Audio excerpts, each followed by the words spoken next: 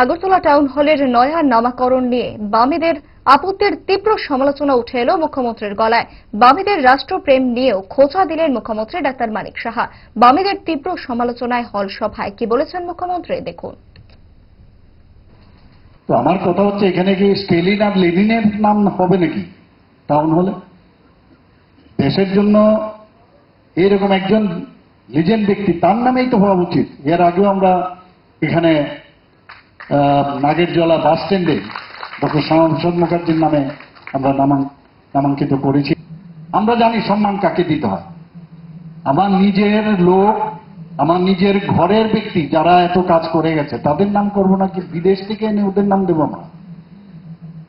কাজে ওরা এখনো ওই জায়গায় আছে, এবং এর পেছনে কি কি কারণ সেগুলো আর বলার অপেক্ষা রাখে না। আমি বলবো যে এগুলো মানে ওরা এখনো যদি মনে করে যে এইভাবেই চলবে, তাহলে মানুষ তাদের অ্যাকসেপ্ট করবে না।